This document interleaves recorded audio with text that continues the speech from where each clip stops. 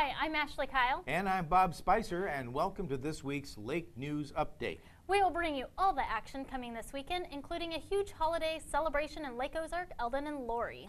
That's right, the parades and Santa's Caravan and Bonfire are coming, but first, here's this week's news in review.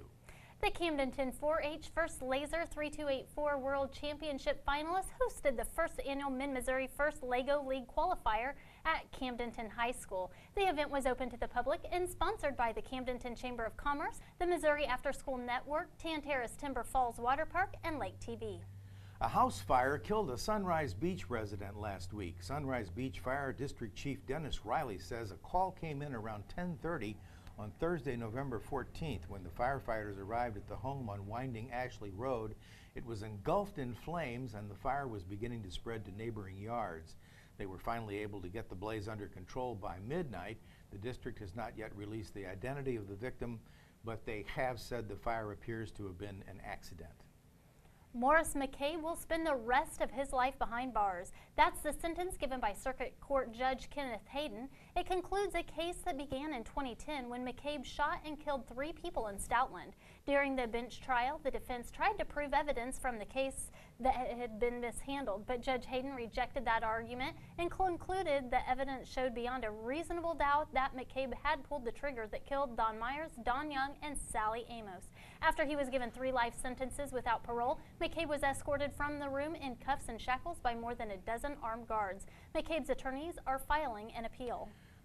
Good news last week when Eldon police announced Iberia teenager Ethel Parker had been found and she's safe. Parker reportedly went missing back on October 28th, and a week later, police put out an endangered person advisory. No further details were given about Parker's whereabouts. Police would only say she was found in Miller County and she's safe.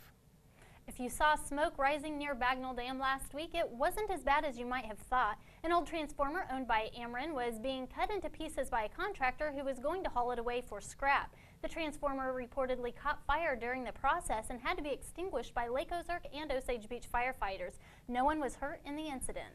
An $80,000 deficit and a strong rejection of a tax increase from voters has the Mid-County Fire Protection District looking for ways to cut spending. The district has been relying on reserves to remain operational over the past several years, but after voters rejected a proposed 12-cent levy increase, Chief Scott Fransden said significant cuts will have to be made. The district board has scheduled a work session for December 7th to begin discussing where to begin trimming the budget. The cold weather has put an end to most Missouri gardens for the year, and one local church is looking back on a very productive season. Harper Chapel United Methodist Church has a community garden with 28 plots that are worked by church members and other people in the community. Gardeners this year brought mounds of fruits and vegetables home to their own dinner tables, but they also donated a lot of produce to local food pantries, more than 1,600 pounds. The church also raised funds for the Buddy Pack program by selling tickets to a garden meal, using some of this year's crops to feed the community in a variety of ways. If you're more of a hunter than a gardener, you can still share the harvest through a cooperative effort in Missouri that uses donated venison to provide for those in need. Obviously, some hunters want to put all that meat in their freezer, but for those who just want the trophy or who might have more meat than they can eat, they can take the deer to an approved processor, and the Share the Harvest program does the rest. In the lake area, that includes Larry's Daughter's Meat Market, Tom's Slaughterhouse, the Butcher Shop, and Russellville Locker. Since that program was started back in 1992, more than 2 million pounds of meat have been distributed. Last year, hunters donated more than 300,000 pounds.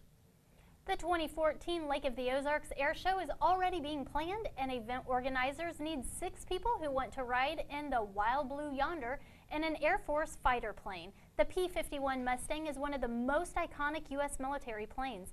In World War II, it helped the Allies gain air superiority over the Germans. But for a P-51 Mustang to visit next year's air show, 6 people must reserve a ride. The price is $1,695, and with that comes a half-hour-long ride of soaring over the Lake of the Ozarks and plenty of photo opportunities inside and next to the plane. If 6 riders aren't reserved, the owners of the plane says it's not financially feasible to come to next year's air show. For more information or to reserve your ride, contact the Camdenton Chamber of Commerce. The air show is scheduled for September 20th, 2014. A newly donated ultrasound will give pregnant women the chance to see their baby for free at the Camdenton Pregnancy Help Center. The center's goal is to reduce the number of abortions in Missouri, and giving free ultrasounds is part of the strategy. The $26,000 machine was donated by the Knights of Columbus along with a Pregnancy Help Center board member. Just this year, the Knights of Columbus have donated more than 30 ultrasound machines throughout Missouri.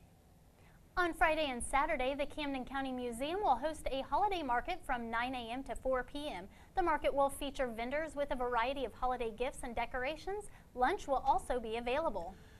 On Saturday, the city of Eldon holds its annual Christmas festival and parade. The parade begins at 10 a.m. It'll feature the Kansas City Marching Cobras along with other bands and floats.